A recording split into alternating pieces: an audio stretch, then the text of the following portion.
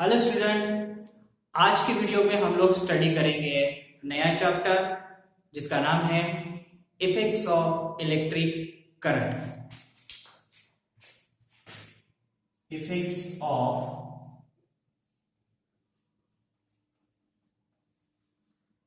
Electric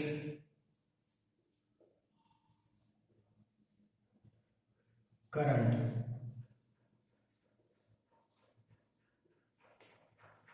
ये जो chapter है that is effects of electric current, ये एग्जाम पॉइंट ऑफ व्यू काफी इंपॉर्टेंट चैप्टर है। ज्यादा वेटेज है इसके, मतलब बहुत बार पूछा जाता है। मैक्सिमम चांसेस है बड़ा क्वेश्चन आने के लिए 5 मार्क्स का क्वेश्चन इस चैप्टर में से आ सकता है, इसलिए इस चैप्टर को आपको अच्छे से करना पड़ेगा। तो हम लोग कुछ बेसिक चीजों से स्टडी करेंगे इस चैप्टर को। इस चैप्टर में हम लोग क्या स्टडी करेंगे, सबसे पहले वो देखते हैं। ये हम लोग स्टडी करने वाले हैं जैसे कि how the energy is going to be transfer in an electric circuit. Electric circuit में से एनर्जी कैसे ट्रांसमिट होती है, ये हम लोग स्टडी करेंगे। उसके बाद हम लोग स्टडी करेंगे heating effect of electric current, फिर उसके बाद magnetic effect of electric current, फिर इलेक्ट्रिक मोटर के बारे में स्टडी करेंगे और जनरेटर क्या होता है इसके बारे में भी स्टडी करेंगे। वन बाय वन हम लोग ये सब टॉपिक स्टडी करने वाले हैं, ठीक है। तो चैप्टर को स्टार्ट करते वक्त कुछ बेसिक चीजें हैं जो हमें समझनी पड़ेगी। जैसे कि कई बार आपको लास्ट ईयर में गुड कंडक्टर और बैड कंडक्टर ऑफ इलेक्ट्रिसिटी के बारे में पढ़ा होगा, तो वही चीज आपको रिकॉल करनी है कि किस सब्सटेंस को हम लोग गुड कंडक्टर ऑफ इलेक्ट्रिसिटी या फिर बैड कंडक्टर ऑफ इलेक्ट्रिसिटी कहेंगे। आपको आंसर पता है कि अगर कोई सब्सटेंस में से चार्ज फ्लो हो रहा है या फिर इलेक्ट्रिक करंट पास हो रहा है तो उसे हम लोग क्या बोलते हैं, good conductor of electricity.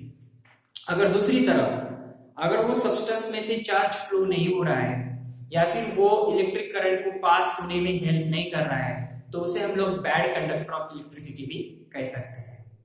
Generally ध्यान में रखो कि जो गुड कंडक्टर ऑफ इलेक्ट्रिसिटी होता है वो लो रेजिस्टेंस होता है, मतलब उसमें रेजिस्टेंस पावर बहुत कम होता है, इसलिए वो गुड कंडक्टर ऑफ इलेक्ट्रिसिटी कहलाएगा। और दूसरी तरफ जो bad conductor of electric current कहेंगे वो इंसुलेटर होता है, मतलब उसकी रेजिस्टिविटी पावर बहुत ज्यादा होती है, high resistivity power, high resistance power होता है, ठीक है। तो ये दो डिफरेंस आपको ध्यान में रखने हैं। उसी के साथ और एक क्वेश्चन पूछा जाता है आपको कि अगर आयरन जो है, आयरन क्या है, गुड कंडक्टर ऑफ इलेक्ट्रिसिटी है, उसका अगर छोटा सा पीस जमीन के ऊपर गिरा होगा और उस आयरन के पीस को हम लोग अगर उठाते हैं तो हमें करंट क्यों नहीं लगता। ये भी इंपॉर्टेंट क्वेश्चन है। उसका आंसर ये है कि आयरन हमें पता है कि गुड कंडक्टर ऑफ इलेक्ट्रिसिटी है, लेकिन तब तक हमें करंट नहीं लगेगा जब तक उसमें से चार्ज फ्लो नहीं होते, जब तक उसमें से इलेक्ट्रिक करंट फ्लो नहीं होता। मतलब हमारे बीच में कोई पोटेंशियल डिफरेंस नहीं है, कोई चार्ज ट्रांसमिट नहीं हो रहा है, कोई करंट उसमें से हमारे बॉडी में नहीं आ रहा है, इसलिए हमें करंट नहीं लगेगा, ठीक है।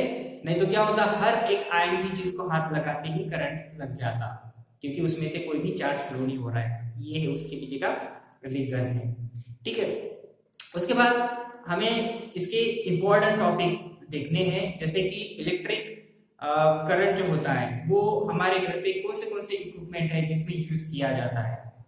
आपको पता होगा टीवी के लिए, फैन में या फिर हीटर में, ठीक है। बेल जो बजाते हैं उसमें भी इलेक्ट्रिक करंट का यूज किया जाता है, लेकिन उनके अलग अलग फंक्शन है। जैसे कि हीटर में इलेक्ट्रिक करंट का ट्रांसमिशन किस में होता है, हीट में होता है, मतलब हीटिंग इफेक्ट दिखाया जाता है। दूसरी तरफ बेल में क्या होता है, इलेक्ट्रिक करंट का यूज करके मैग्नेटिक इफेक्ट दिखाया जाता है। तो ये अलग अलग ट्रांसमिशन है इलेक्ट्रिक करंट के जो हमें स्टडी करने हैं। अभी नेक्स्ट टॉपिक जो है, जो इंपॉर्टेंट है, वो है how the energy is going to be transfer in an electric circuit. Electric circuit में से हम एनर्जी को कैसे ट्रांसमिट करेंगे ये हमें स्टडी करना है। तो सबसे पहले हमें क्या करना पड़ेगा, उसकी सर्किट डायग्राम हमें निकालनी पड़ेगी। जो आपके टेक्स्ट बुक में दी है वही डायग्राम मैं बोर्ड के ऊपर निकालूंगा ताकि आपको अच्छे से समझ में आए। ठीक है, तो सबसे पहले हमें क्या चाहिए, वायर चाहिए, कंडक्टिंग वायर। ठीक है, उसके साथ हमें सेल चाहिए, बैटरी। ठीक है, और यहां पे की, स्विच, साथ ही में यहां पे एक रेजिस्टेंस, यहां पे मैं एमीटर लगा देता हूं। ठीक है, इसको मैं इस तरह से ज्वाइन करना था। This is the circuit. Circuit में यहां पे ये आर रेजिस्टेंस है, this is point A, this is point B, ये पॉजिटिव, ये निगेटिव, ये positive terminal, this is negative, और करंट इस डायरेक्शन में फ्लो होगा। यहां पे क्या है, पोटेंशियल डिफरेंस होगा, जिसे हम लोग V से डिनोट करते हैं। बराबर है, इधर पॉजिटिव चार्ज, इधर नेगेटिव चार्ज होगा। अगर हमें इसको और स्पेसिफाई करना है तो हम लोग VAB करके लिख सकते हैं, क्योंकि ये किसके बीच में का है, रेजिस्टेंस के बीच में का है, A और B के बीच में है पोटेंशियल डिफरेंस, इसलिए इसको VAB करके लिया है। तो this is the circuit diagram.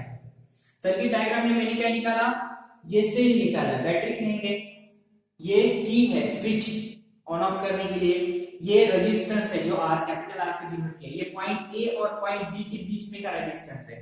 This is ammeter, ये वोल्टमीटर, और करंट कैसे फ्लो होगा, पॉजिटिव टू नेगेटिव फ्लो होने वाला है। ये इंपॉर्टेंट है, इसे ध्यान से लर्न करना है। अभी इसके बाद अगर मैं कहूंगा कि A is the shows the higher potential than that of the B point, इससे A का ज्यादा है, B का कम है पोटेंशियल डिफरेंस, ऐसे क्यों है, तो उसके पीछे का रीजन ये है कि point A is connected to the positive electrode of this cell, and whereas the point B is connected to the negative electrode of this cell। यही उसके पीछे का रीजन है कि A का जो है पोटेंशियल डिफरेंस हाई है as compare to the B।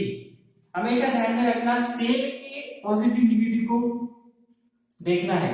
आप ये बोलोगे कि सर यहाँ पे प्लस दिख रहा है, ये एमीटर का है, ये एमीटर के बारे में बात नहीं कर रहा मैं, I am talking about the cell. तो A किसको कनेक्ट है, पॉजिटिव टर्मिनल को, और B नेगेटिव को, इसलिए A का पोटेंशियल डिफरेंस हाई होगा B के कंपैरिजन।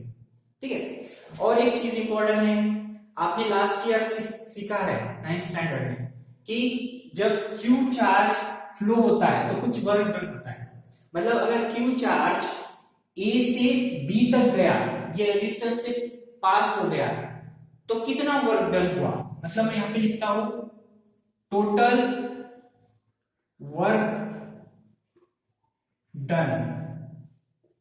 टोटल वर्क डन कितना हुआ, अगर Q चार्ज A पॉइंट से गया और B पॉइंट तक गया, मतलब ये रेजिस्टेंस को पार करके हुए गया, तो कितना काम हुआ है, टोटल वर्क डन हुआ है VAB Q, ये टोटल वर्क डन हुआ है। ठीक है, तो ये वर्क डन होने के लिए कुछ ना कुछ तो एनर्जी चाहिए, तो ये वर्क डन होने के लिए एनर्जी कहां से मिली है, what is the source of energy, तो उसका आंसर है ये वर्क डन होने के लिए एनर्जी कहां से मिली है, सेल से मिली है, दैट इज द बैटरी से मिली है। बराबर है, तो ये battery is going to give the energy through the Q to the register, मतलब चार्ज के द्वारा रजिस्टर को देगा।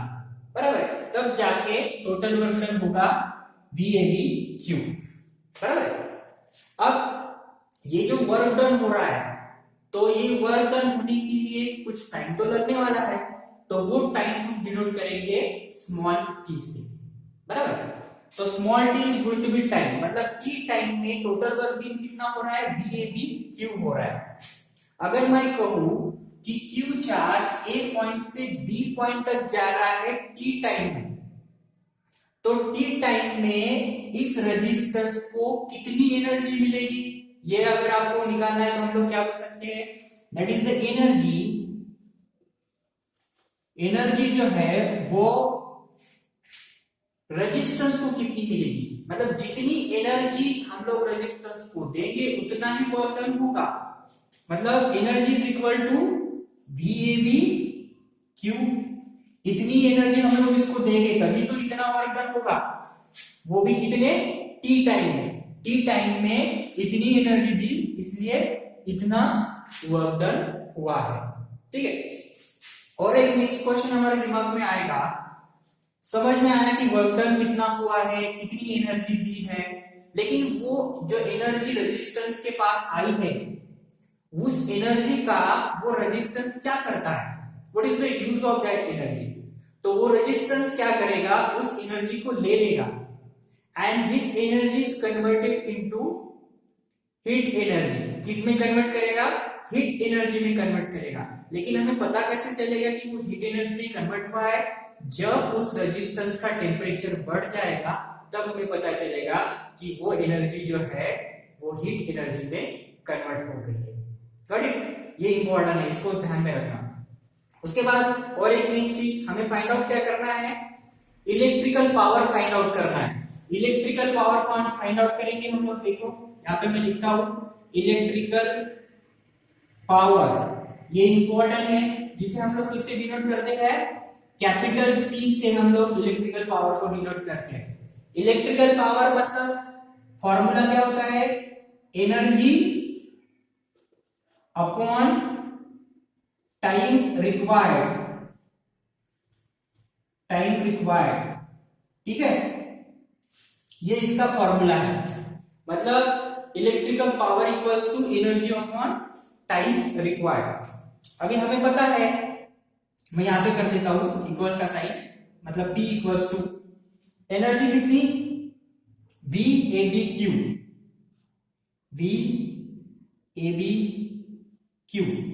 और टाइम रिक्वायर कितना, स्मॉल t। यहां तक किसी को कोई प्रॉब्लम नहीं आएगा क्योंकि मैंने जैसे वैसे लिखा है। लेकिन हम अगर लास्ट ईयर का थोड़ा सा ध्यान में लेंगे तो हमें एक फॉर्मूला याद आता है कि जो Q चार्ज होता है वो इक्वल्स टू क्या होता है, IT होता है, डायरेक्टली प्रोपोर्शनल, ठीक है। तो अगर मैं इसको इस तरह से लिखूं, मतलब I इक्वल्स टू Q/T, मैं लिख सकता हूं, ठीक है, मैं इस तरह से लिख सकता हूं।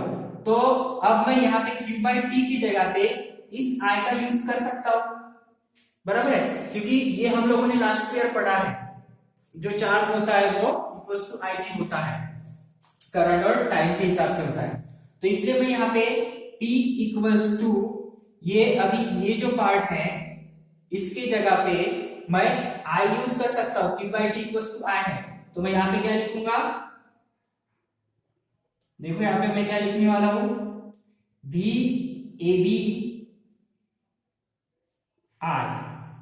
ये हमारा एक इक्वेशन बन जाएगा, जिसको मैं इक्वेशन नंबर 1 दे देता हूं, ठीक है, दिस इज इक्वेशन नंबर 1। अभी इसका ही यूज करके हम लोग आगे और इक्वेशंस देखने वाले हैं, हीट के एनर्जी कैसे ट्रांसमिट होती है, ये हम लोग सब लर्न करने वाले हैं। तो आई थिंक यहां तक आपको समझ में आया होगा। रीजन यहाँ पे मैंने लिखा है, ये रीजन ये है कि इसकी वजह से ये मैंने वैल्यू यहाँ पे लिखी है। अगर इसको थोड़ा सा और सिंप्लीफाई कर दूंगा, मतलब इलेक्ट्रिकल पावर किसको मिल रहा है, रेजिस्टेंस को मिल रहा है, मतलब कितने टाइम तक मिल रहा है, स्मॉल t टाइम तक। तो फिर टोटल हीट कितनी जनरेट होगी, तो शॉर्टकट में ये बोल सकते हैं P into T heat generate होगी, मतलब एक फॉर्मूला आएगा, हीट कितनी जनरेट होगी, H equals to P into T, मतलब इलेक्ट्रिकल पावर कितने समय तक दिया जाता है उस हिसाब से उसका हीट हम लोग जनरेट हो रहा है वो फाइंड आउट कर सकते हैं। मतलब P इंटू T, मतलब इतना इलेक्ट्रिकल पावर T टाइम तक उस रेजिस्टेंस को मिला, तब जाके हमें हम लोग फाइंड आउट कर सकते हैं कि टोटल हीट कितनी जनरेट हुई है, बराबर है।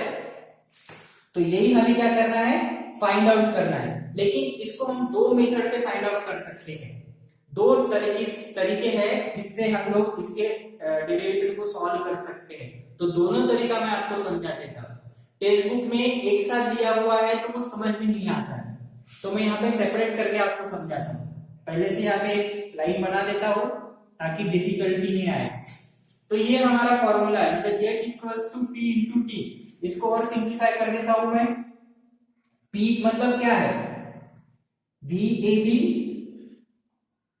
I, यहाँ पे मल्टीप्लाई का साइन दे देता हूं, VAB into I into T. Same ही है, इधर भी मैं लिख लेता हूं H इक्वल्स टू VAB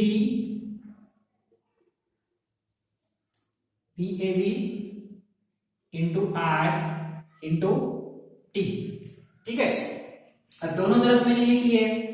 अभी इसको हमें सॉल्व करना है। We have to find out that how much heat is going to be generated, कितनी हीट तैयार होने वाली है इस रेजिस्टेंस के ऊपर। इस रेजिस्टेंस से जब हम लोग ये पावर मतलब इलेक्ट्रिकल पावर देंगे टी टाइम तक, P इंटू टी होगा, तब कितनी हीट वो जनरेट करेगा वो हमें फाइंड आउट करना है बाय डेरिवेशन। डेरिवेशन से फाइंड आउट करेंगे दो तरीके से। तो सबसे पहले हम लोग वो फॉर्मूला यूज करेंगे, मतलब according to Ohm's law. According to Ohm's law, Ohm's law क्या कहता है, VAB इक्वल्स टू IR। इसको मैं इक्वेशन 1 दे देता हूं, ये ओम्स लॉ है। ठीक है, मतलब इस तरफ ही मैं लिख लेता हूं, अकॉर्डिंग टू ओम्स लॉ क्या है, VAB इक्वल्स टू IR। इसको भी इक्वेशन 1, मतलब ये साइमल्टेनियसली चल रहा है, इसलिए सेम इक्वेशन नंबर 1 दिया। सॉरी, पहले से इक्वेशन 1 दिया है तो यहाँ पे 2 दे देता हूं, और इधर भी 2। ठीक है, अभी इसको सॉल्व करेंगे। अब मैं ये जो ऊपर का फॉर्मूला है वो नीचे ले लेता हूं, H equals to VAB into I into T. ये नीचे की तरफ लिया है, बाकी कुछ किया है।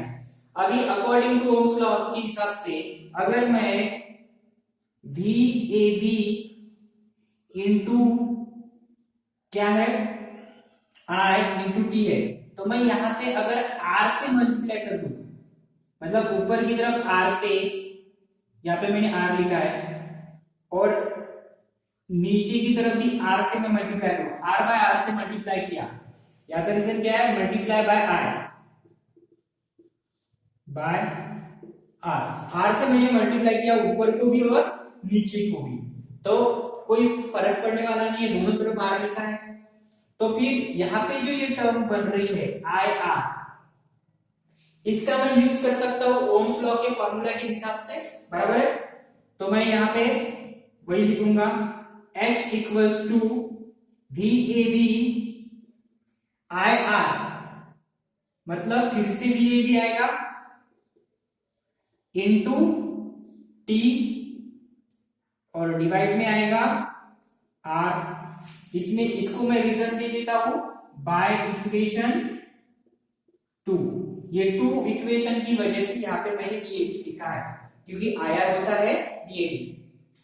2 बार VAB है, मतलब V का स्क्वायर आएगा, H equals to V square VAB square into T upon R। ये एक इक्वेशन बनता है हमारा। ठीक है, इसको ध्यान में रखना है। This is the first, this is the equation of heat. Heat कितनी जनरेट हो रही है उसका एक इक्वेशन बन गया। अभी दूसरी तरफ हम लोग इसको सॉल्व करेंगे। दूसरी तरफ देखो, अब मैं ये वाला जो फॉर्मूला है उसको नीचे लिख रहा हूं, H equals to VAB into I into T.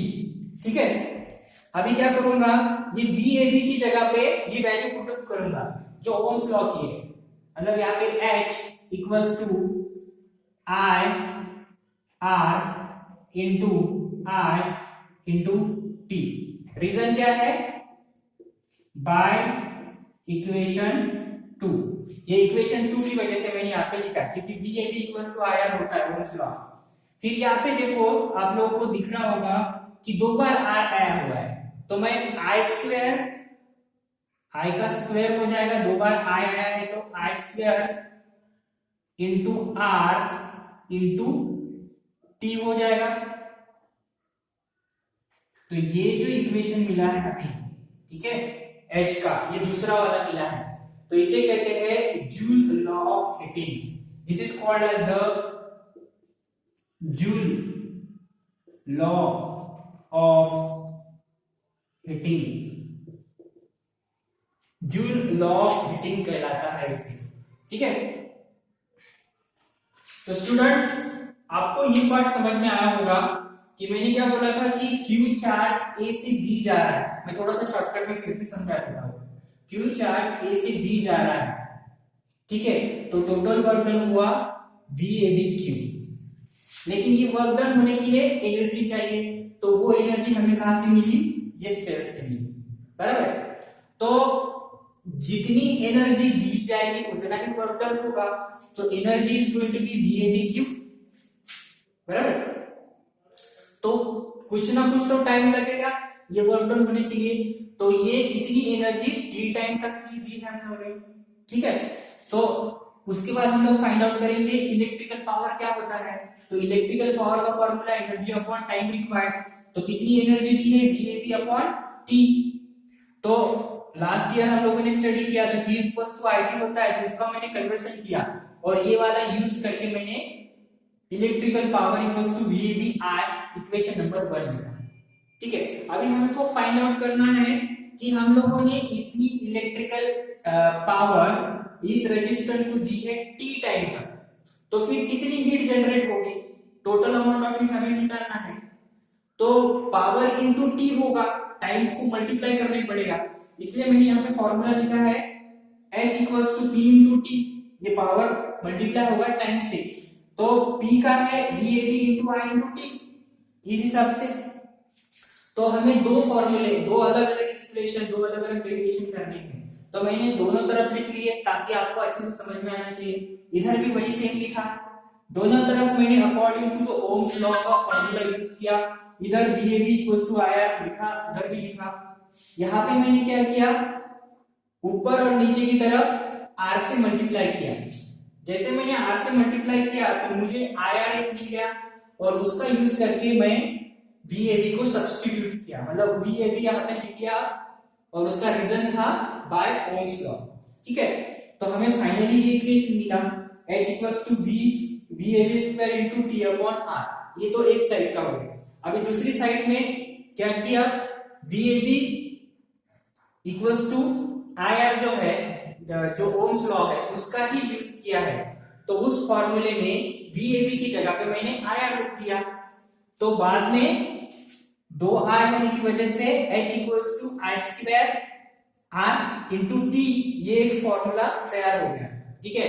तो इसी को हम लोग कहते हैं जूल्स लॉ ऑफ हीटिंग। ये जूल्स लॉ ऑफ हीटिंग है जो बहुत बार क्वेश्चन पूछा जाता है। ये डेरिवेशन का भी क्वेश्चन आता है, सर्किट डायग्राम भी बहुत बार पूछी जाती है। इसके बाद आपको यूनिट भी पूछा जाता है, what is the unit of electrical power. Electrical power का बहुत सिंपल सा यूनिट है, मैं इसको अभी डायरेक्टली अगर शॉर्टकट में समझा देता हूं तो नीचे समझा देता हूं कि अगर P है तो यहाँ पे क्या है, VAB इंटू I है, इलेक्ट्रिकल पावर मतलब P, तो वोल्ट मतलब यहाँ पे आएगा वोल्ट इंटू एम्पियर, ठीक है। 1 वोल्ट इंटू 1 एम्पियर, क्योंकि वोल्ट और I मतलब एम्पियर, तो वोल्ट के लिए क्या आता है, ऊपर की तरफ 1 joule upon 1 coulomb into ampere के लिए 1 कूलम अपॉन 1 सेकंड। तो ये कूलम कूलम कैंसिल हो जाएंगे, बचेगा क्या, 1 जूल अपॉन सेकंड। तो ये होता है W मतलब वैट, W मतलब क्या है यहाँ पे, watt. So the unit of electrical power is 1 watt. कितना होगा, 1 W, दैट इज 1 वैट। तो यहाँ पे मैंने आपको ये टॉपिक समझाया, that is how energy is transfer in an electric circuit. ये आपको पूरा नोट डाउन करना है और प्रैक्टिस करनी है।